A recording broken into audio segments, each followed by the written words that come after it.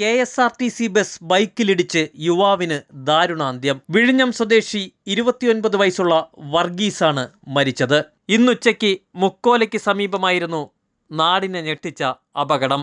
Bike മുന്നിൽ പോകുമ്പോൾ അമിത വേഗത്തിലെത്തിയ KSRTC bus അശ്രദ്ധമായി ഓവർടേക്ക് ചെയ്യുമ്പോഴായിരുന്നു വർഗീസിൻ്റെ ബൈക്കിനെ ഇടിച്ചു തെറിപ്പിച്ചത്.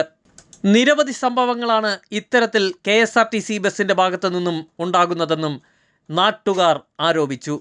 KSRTC ബസ്സിടിച്ച് യുവാവ് മരിച്ച സംഭവത്തിൽ ഡ്രൈവർക്കെതിരെ ശക്തമായ നടപടിയെടുക്കണമെന്നും വിഴിഞ്ഞം ഇടവക ആവശ്യപ്പെട്ടു.